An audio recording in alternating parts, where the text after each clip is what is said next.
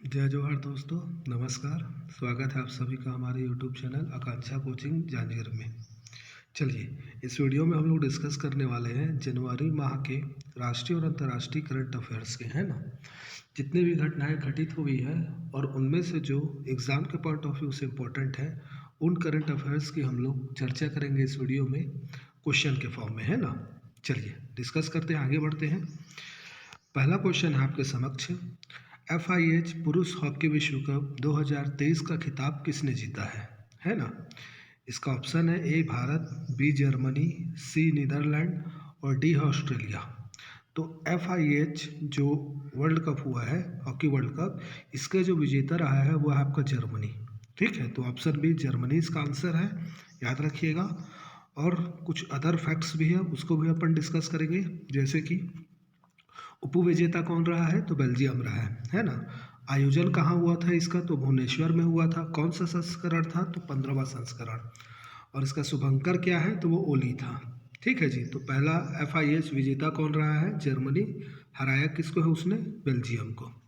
चलिए अगला जो है, हेनले पासपोर्ट इंडेक्स 2023 में कौन सा देश शीर्ष स्थान पर रहा है ना। तो हेनले पासपोर्ट इंडेक्स 2023 में कौन सा देश शीर्ष स्थान पर रहा है, A America, B Australia, C Norway और डी जापान। तो इसका जो सही आंसर है वो है आपका डी जापान। याद रखिएगा, जापान जो है वो हेनले पासपोर्ट इंडेक्स की सूची में जापान का जो पासपोर्ट है वो सर्वाधिक शक्तिशाली माना गया है। अब ये है क्या, थोड़ा सा और कुछ इंपॉर्टेंट फैक्ट्स है। हेनले पासपोर्ट इंडेक्स में भारत का जो स्थान रहा है वो 85वां रहा है। और जारीकर्ता कौन है, तो वो है Henley and Partners research team. Actual में ये है क्या पासपोर्ट इंडेक्स, तो ये क्या है, ये सभी पासपोर्टों की मूल रैंकिंग है जो बताता है कि किसी एक विशेष देश का पासपोर्ट धारक बिना पूर्व वीज़ा के कितने देशों की यात्रा कर सकता है। तो ये इसका इम्पोर्टेंट है ना, कि बिना वीज़ा के कितने देशों की यात्रा कर सकता है, ये चीज़ को ये दर्शाता है ना। याद रखिएगा, इसमें जो सर्वाधिक मतलब सब सर्वशक्तिशाली कौन है, जापान है। और सबसे कम जो है वो आपका आ रहा है इसमें अफगानिस्तान है, उसको भी याद रखिएगा, इसमें दिया नहीं है, लेकिन अफगानिस्तान जो है वो सबसे कमज़ोर है। चलिए अगला, वर्ष 2023 में कुल कितने लोगों को पद्मश्री पुरस्कार से सम्मानित किया गया है ना। तो आई होप आप लोग को ये पता होगा। अगर कुल पूछ रहा है तो कुल कितने हैं, वो है आपका ए 106, है ना। आपको याद रखना है 106 लोगों को क्या किया गया है, पद्म पुरस्कार से सम्मानित किया गया है। अब इसके अलावा आपको कुछ बातें याद रखना है, जैसे कि कुल 106 पद्म पुरस्कारों में से 6 पद्म विभूषण हैं, 9 पद्म भूषण हैं और 91 क्या है, पद्मश्री पुरस्कार शामिल हैं। इसके अलावा जो पुरस्कार पाने वालों में 19 महिलाएं हैं, ये बहुत इंपॉर्टेंट है, आपको याद रखना है कि महिलाएं की संख्या कितनी है, 19 है। और जबकि 7 लोगों को क्या किया गया है, मरणोपरांत इस पुरस्कार के लिए चुना गया है। तो याद रखना है आपको कि पुरस्कार पाने वाले में टोटल महिलाओं की संख्या बहुत इंपॉर्टेंट है, याद रखना है आपको 19 है। ठीक है जी, चलिए अगला क्वेश्चन, न्यूजीलैंड के नए प्रधानमंत्री कौन बने हैं। तो याद रखिएगा ऑप्शन सी, क्रिस हिप्किंस जो है वो न्यूजीलैंड के नए प्रधानमंत्री बने हैं। अगला क्वेश्चन, मिस यूनिवर्स 2022 का खिताब किसने जीता है। तो मिस यूनिवर्स अगर बात करें 2022 का खिताब, तो ये है आपका डी आर बानी गैब्रियल, अमेरिका की हैं आर बानी गैब्रियल, ये मिस यूनिवर्स बनी है 2022। भारत की तरफ से यदि देखा जाए तो इसमें जो पार्टिसिपेट किया था वो थी कौन, देविता राय, है ना। इन्होंने क्या किया था, भारत का प्रतिनिधित्व किया था। अगला क्वेश्चन देखते हैं, भारत का पहला संविधान साक्षर जिला कौन सा बना है। इंपॉर्टेंट है, इसको आपको याद रखना है ना। और ये आपका क्या है, बी कोल्लम। भारत का पहला संविधान साक्षर जिला कौन बना है, तो बी कोल्लम। अगला यदि बात किया जाए, नेक्स्ट क्वेश्चन देखिए, संघीय ढांचे को मजबूत करने के लिए किस राज्य के मुख्यमंत्री ने दीदी सुरक्षा कवच अभियान शुरू किया है ना। तो आपको पता ही होगा भाई कि दीदी के नाम से जो जानी जाती है वो कौन है, ममता बनर्जी। और ममता बनर्जी कहाँ की है, तो ये आपकी क्या, पश्चिम बंगाल की, है ना। तो याद रखिएगा पश्चिम बंगाल में दीदी सुरक्षा योजना की शुरुआत हुई है। ठीक है जी, आगे बात करते हैं। अगला क्वेश्चन, पहला ICC अंडर 19 महिला T20 विश्व कप 2023 का खिताब किसने जीता है ना जी। तो पहला अंडर 19 महिला विश्व कप 2023 का खिताब तो आपको पता होना चाहिए, है ना। इसका जो आंसर है भारत ने जीता है, तो इसका क्या हो जाएगा, सी भारत। चलिए आगे बढ़ते हैं। अगला क्वेश्चन क्या है हमारा। अच्छा, इसमें एक फैक्ट है, थोड़ा सा याद रखना है। भारत ने किसको हराकर ये मैच जीता है, तो फाइनल मैच में इंग्लैंड को 7 विकेट से हराकर यह मैच जीता है, ठीक है। और अंडर 19 ये जो विश्व कप हो रहा था, ये कहाँ आयोजन हुआ है, ये हुआ आपका दक्षिण अफ्रीका में। और संस्करण कौन सा है, पहला है ना, इसलिए बोले भी हैं कि पहला ICC U19 है ना। तो याद रखिएगा T20 विश्व कप का खिताब किसने जीता है, भारत ने इंग्लैंड को 7 विकेट से हराया है। दक्षिण अफ्रीका में इसका आयोजन हुआ था और साथ में संस्करण कौन सा है, पहला है। चलिए अगला क्वेश्चन देखते हैं। ग्लोबल फायर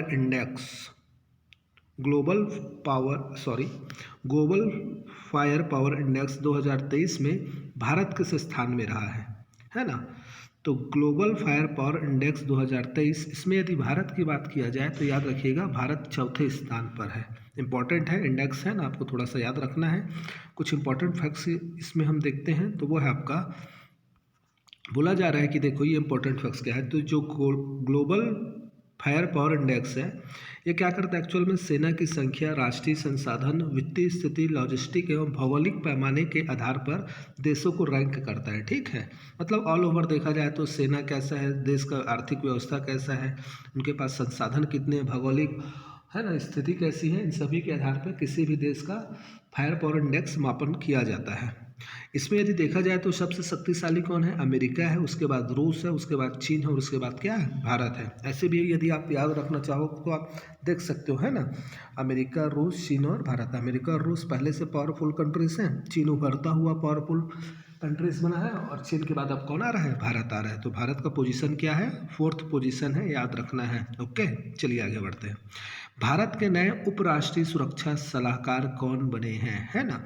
तो ये बात किसकी कर रहा है, उपराष्ट्रीय सुरक्षा सलाहकार, ना कि राष्ट्रीय सुरक्षा सलाहकार, है ना। राष्ट्रीय सुरक्षा सलाहकार तो सबको पता है, अजीत डोभाल जी हैं, है ना।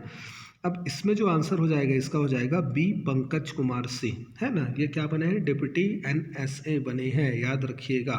चलिए आगे बात करते हैं। भारत में सबसे गहरा मेट्रो स्टेशन कहाँ बनाया जाएगा। तो भारत का सबसे जो गहरा मेट्रो स्टेशन है वो आपका बनाया जाएगा बी, पुणे महाराष्ट्र में। याद रखना है कहाँ, बी, पुणे महाराष्ट्र में, ठीक है। आगे बढ़ते हैं। अगला क्वेश्चन है आपके समक्ष 12वां क्वेश्चन। दुनिया का पहला ताड़ के पत्तों का पांडुलिपि संग्रहालय कहाँ खोला गया है। तो किसका, ताड़ के पत्तों का पांडुलिपि संग्रहालय कहाँ खोला गया है ना जी। तो आपको याद रखना है 12वां का जो आंसर है ये खोला गया है आपका कहाँ, तिरुवनंतपुरम में ताड़ के पत्तों का संग्रहालय खोला गया है, ठीक है जी। चलिए अगला क्वेश्चन जो है, पूर्ण डिजिटल बैंकिंग वाला भारत का पहला राज्य कौन सा बना है ना। तो पूर्ण डिजिटल बैंकिंग बोल रहा है ना, बैंकिंग को वो भी डिजिटल, है ना। तो आप देख सकते हैं जो भारत का सबसे साक्षर राज्य है केरल, है ना। इसका आंसर क्या हो जाएगा, केरल। चलिए अगला क्वेश्चन क्या है हमारा, राष्ट्रीय स्वास्थ्य प्राधिकरण के नए निदेशक कौन बने हैं, है ना। तो राष्ट्रीय स्वास्थ्य प्राधिकरण के जो नए निदेशक हैं वो है ऑप्शन सी, प्रवीण शर्मा, याद रखिएगा, इंपॉर्टेंट है ये थोड़ा। अगला क्वेश्चन देखा जाए तो वो है हमारा, सूखे का सामना करने वाले किसानों को लाभान्वित करने के लिए किस राज्य ने जल संरक्षण योजना की शुरुआत की है। तो जल संरक्षण योजना है ना, सूखे का सामना कर लाभान्वित किसानों को करने के लिए ये किया है झारखंड की सरकार ने, ठीक है जी।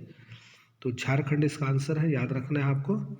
अगला क्वेश्चन यदि देखा जाए, डिजिटल तरीकों को पूर्ण रूप से अपनाने वाला भारत का पहला केंद्र शासित प्रदेश कौन सा है। तो डिजिटल को पूर्ण रूप से अपनाने वाला भारत का पहला जो केंद्र शासित प्रदेश है वो आपका क्या है, जम्मू कश्मीर, ठीक है जी, याद रखिएगा। शेयर बाजार में पूर्ण रूप से भुगतान की आधुनिक तकनीक T+1 सेटलमेंट साइकिल लागू करने वाला दुनिया का पहला देश कौन सा है ना। एक्चुअल में देखिए अभी वर्तमान में क्या होता है, भारत, इसका आंसर भारत ही है। कौन सा है, भारत, है ना। तो ये T1 क्या है, एक्चुअल में पहले क्या था भारत में, आप शेयर मार्केट में देखेंगे तो T2 फॉर्मूला लागू था, है ना। और T2 में क्या होता है, जैसे आप शेयर मार्केट में कुछ भी खरीद बिक्री कर रहे हैं शेयरों की, तो आपका जो शेयर का डिलीवर्ड होता था, डीमैट अकाउंट होता है, उसमें 48 आवर्स में होता था। वो T+2 था जो 48 आवर में डिलीवर करता था, चाहे पैसों का भुगतान हो चाहे शेयर की डिलीवरी हो। अब ये क्या हो गया है, ये विदिन 24 आवर्स होगा, और इसी को बोला जा रहा है T+1 सेटलमेंट साइकिल, है ना। और ये लागू करने वाला पहला जो देश है वो कौन सा, हमारा भारत ही है, याद रखना है ना, इंपॉर्टेंट है। अगला question, tennis tournament Australian open 2023 grand slam में पुरुष एकल का खिताब किसने जीता है ना। तो आपको याद होना चाहिए, इंपॉर्टेंट है। और इसका जो आंसर है आपका 18 का, इसका आंसर है आपका क्या, नोवाक जोकोविच। तो याद रखना है, नोवाक जोकोविच ने क्या किया है, ऑस्ट्रेलियन ओपन ग्रैंड स्लैम का पुरस्कार जीता है। ठीक है जी। अब इसमें कुछ इंपॉर्टेंट फैक्ट्स भी है जिसको अपने को याद रखना है। 1 मिनट, बहुत हम लोग आगे निकल गए। ठीक, तो टेनिस टूर्नामेंट ऑस्ट्रेलियन ओपन है ना, हाँ ठीक। तो किसना है, नोवाक जोकोविच ने क्या किया है, इसको जीता है। अब थोड़ा सा इंपॉर्टेंट फैक्ट भी याद रखना है इसमें, जैसे कि आप देख सकते हैं महिला एकल का खिताब किसने जीता है, तो एरिना सबलेंका ने, जो बेलारूस की है।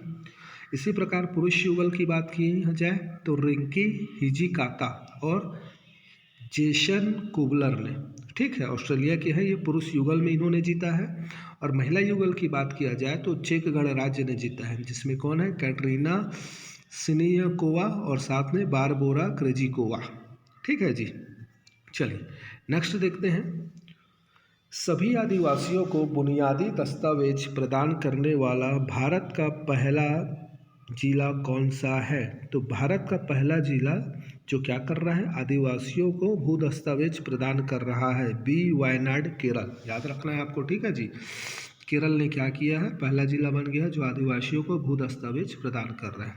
अगला क्वेश्चन हमारा है, राष्ट्रपति द्रौपदी मुर्मू ने किस राज्य के राजभवन में संविधान पार्क का उद्घाटन किया है। तो इसको याद रखिएगा, आपका इसका आंसर है आपका बी जयपुर, है ना।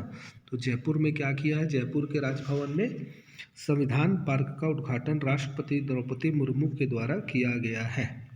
अगला क्वेश्चन, दृष्टिबाधित लोगों के लिए दृष्टिहीनता नियंत्रण पॉलिसी लागू करने वाला भारत का पहला राज्य है। ये भी इंपॉर्टेंट है, आपका याद रखिएगा। और इसका आंसर जो है वो आपका क्या हो जाएगा, ए राजस्थान पहला राज्य है। ठीक है, चलिए आगे बढ़ते हैं। भारत की पहली अंडर वाटर मेट्रो सेवा किस शहर में शुरू की जाएगी, है ना। तो आप गैस कर सकते हैं इसको, अंडर वाटर मेट्रो सेवा की बात कर रहा है, तो इसका जो आंसर है वो आपका क्या हो जाएगा, कोलकाता। कहाँ, कोलकाता में शुरू की जाएगी।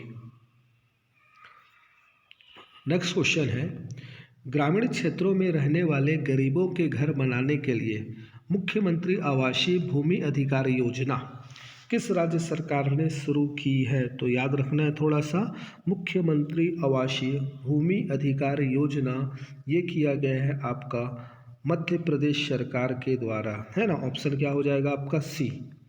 तो मध्य प्रदेश सरकार के द्वारा इसकी शुरुआत की गई है, थोड़ा सा याद रखना है। चलिए आगे देखते हैं नेक्स्ट क्वेश्चन। अगला बोल रहा है, नेक्स्ट क्वेश्चन क्या है, हाइड्रोजन से चलने वाली ट्रेन शुरू करने वाला एशिया का पहला देश कौन सा है ना।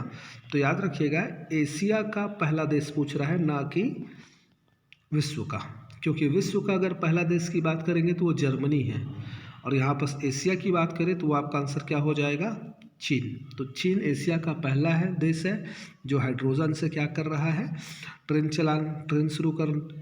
चला रहा है। और यदि विश्व में बात किया जाए तो वो आपका कौन सा है, जर्मनी। तो जर्मनी को भी याद रखना है आपको, है ना।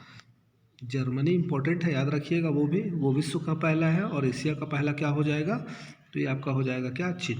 चलिए नेक्स्ट पूछा जा रहा है कि 70वीं वार्षिक शिक्षा रिपोर्ट 2022 है ना, जिसको असर के नाम से जाना जाता है ना, इसको याद रखिएगा। ये जो असर है ना बहुत इंपॉर्टेंट है। असर के नाम से जाना जाता है और असर रिपोर्ट जारी कौन करता है? ये बहुत इंपॉर्टेंट है, याद रखिएगा।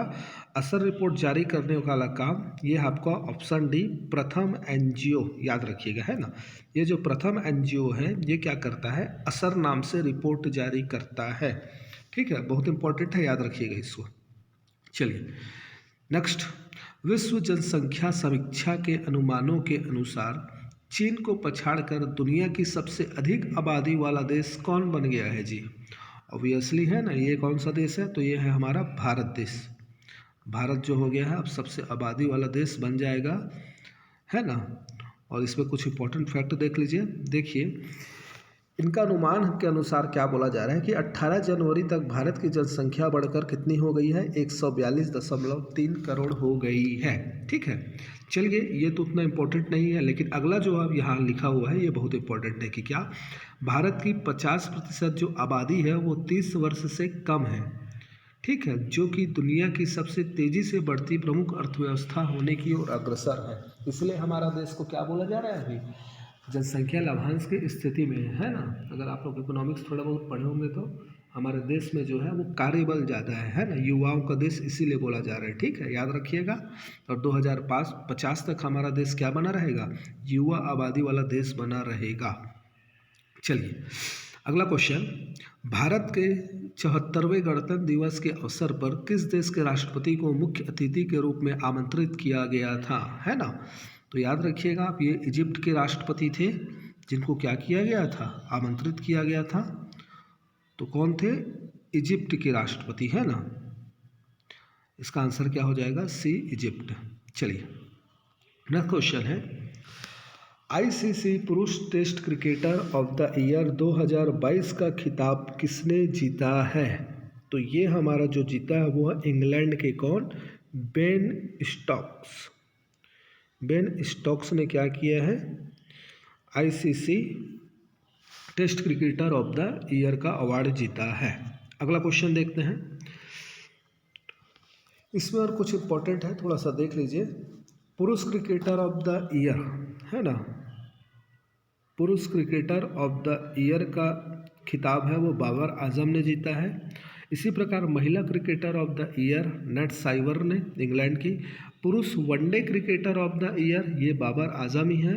और महिला one day cricketer of the year ये कौन है? नेट साइवर, जो इंग्लैंड की है। चलिए अगला क्वेश्चन देखते हैं, भारत की पहली हरित ऊर्जा आधारित सौर पैनल निर्माण फैक्ट्री कहाँ स्थापित की जाएगी? बहुत इंपॉर्टेंट है, एनर्जी सेक्टर ना, तो बहुत इंपॉर्टेंट है, याद रखिएगा। तो इसका आंसर आपका क्या हो जाएगा? ए, उत्तराखंड। ठीक है जी, तो उत्तराखंड में भारत की पहली सौर आधारित पैनल निर्माण फैक्ट्री स्थापित की जाएगी। बहुत इंपॉर्टेंट है, याद रखना है। चलिए आगे बढ़ते हैं, 100 से ज़्यादा चीतों के हस्तांतरण के लिए भारत ने किस देश के साथ समझौता किया है? तो 100 से अधिक चीतों का हस्तांतरण किया जाएगा। और ये कहाँ किया जाएगा भाई? तो याद रखिएगा, दक्षिण अफ्रीका से लाया जाएगा अब। ठीक है जी, याद रखना है। चलिए अगला बोला जा रहा है, कौन सा देश दुनिया का पहला फोटोनिक आधारित क्वांटम कंप्यूटर का निर्माण करेगा? है ना, तो फोटोनिक आधारित क्वांटम कंप्यूटर का निर्माण जो विश्व का पहला देश है वो कौन सा है? कनाडा कहलाएगा। ठीक है, कनाडा फोटोनिक आधारित क्वांटम कंप्यूटर का निर्माण करेगा।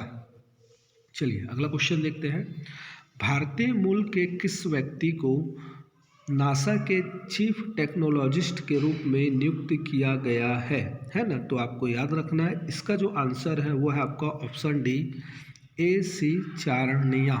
ठीक है जी, ठीक है, तो याद रखिएगा, इनको नासा में चीफ टेक्नोलॉजिस्ट के पद पर नियुक्त किया गया है।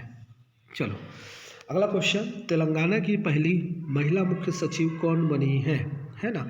तो तेलंगाना की पहली महिला मुख्य सचिव बनी है वो कौन सा है आपका? ऑप्शन सी, शांति कुमारी। तो याद रखना है, शांति कुमारी तेलंगाना की पहली महिला मुख्य सचिव बनी है। विश्व आर्थिक मंच शिखर सम्मेलन, है ना, वर्ल्ड इकोनॉमिक फोरम का शिखर सम्मेलन 2023 कहाँ आयोजित हुआ है? ठीक है, बहुत इंपॉर्टेंट है, इसको याद रखना है। और ये आयोजित हुआ है वो कहाँ है? दावोस में, है ना जी। तो दावोस में 2023 का शिखर सम्मेलन वर्ल्ड इकोनॉमिक फोरम का आयोजित हुआ है, याद रखना है आप लोगों को। चलिए आगे देखते हैं। संयुक्त नौसैनिक अभियान वरुण 2023 का आयोजन भारत और किस देश के बीच हुआ? इसको भी थोड़ा सा याद रखिएगा, ये वरुण गरुण है ना, ये सब जो है वो होता है हमारा फ्रांस के साथ। तो फ्रांस के साथ याद रखिएगा वरुण 2023 संयुक्त सैन्य अभ्यास का आयोजन भारत ने किया है। जल्लीकट्टू त्यौहार किस राज्य में मनाया जाता है? तो जल्लीकट्टू त्यौहार की यदि बात किया जाए तो इसको याद रखना है आपको। यह मनाया जाता है मुख्यतः हमारा कहाँ, पोंगल के पर्व पर तमिलनाडु में, है ना। पुरुष और बैलों की इसमें क्या कराई जाती है, लड़ाई कराई जाती है। इम्पॉर्टेंट है, बहुत हाईलाइट रहा है ये पिछले 1-2 वर्षों से, थोड़ा सा इसको भी याद रखिएगा, किसी भी एग्ज़ाम में कभी भी इसको पूछ सकता है। चलिए अगला देखते हैं। 28वें क्रिटिक्स चॉइस अवार्ड्स 2023 में किस फिल्म ने बेस्ट फॉरेन लैंग्वेज फिल्म का अवार्ड जीता है ना। अभी बहुत ज़्यादा हाईलाइट रहा था, बहुत खुश हुए थे, है ना। ये आपका क्या है, RRR है ना। तो थोड़ा सा याद रखना है, जो हमारा RR था इसको क्या किया गया है, बेस्ट फॉरेन लैंग्वेज फिल्म का अवार्ड दिया गया है।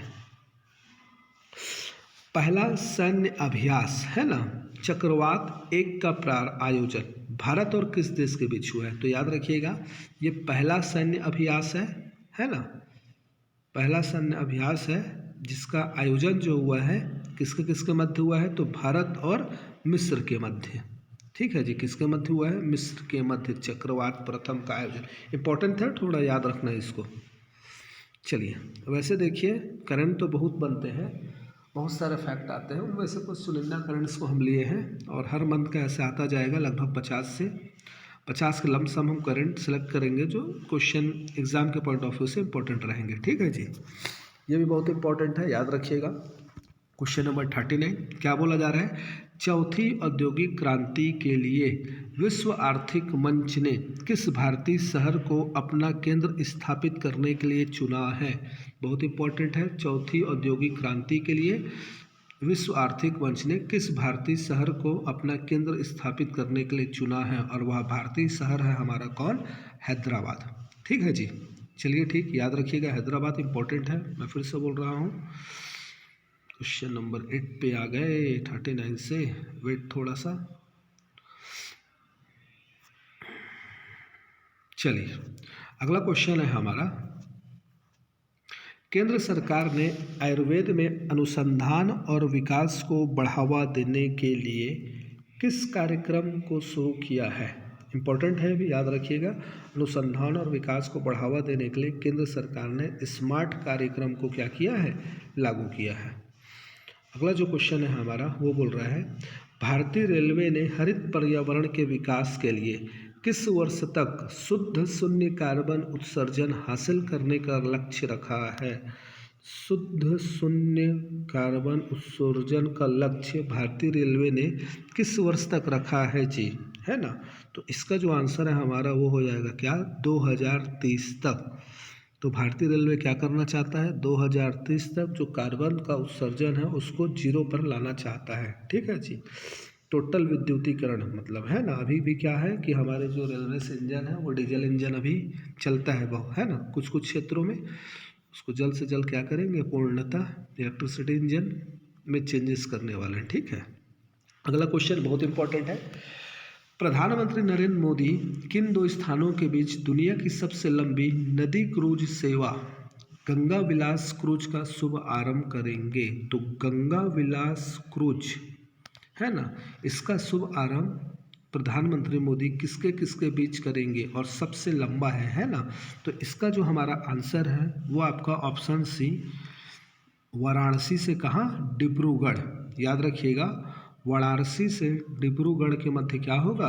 सबसे लंबा क्रूज सेवा का आयोजन प्रधानमंत्री के द्वारा शुभारंभ किया जाएगा। ठीक है जी, चलिए अगला क्वेश्चन की ओर बढ़ते हैं। जरूरतमंद बच्चों और निराश्रित महिलाओं को उच्च शिक्षा में सुविधा प्रदान करने के लिए किस राज्य के मुख्यमंत्री ने सुखाश्रय सहायता कोष का शुभारंभ किया है ना।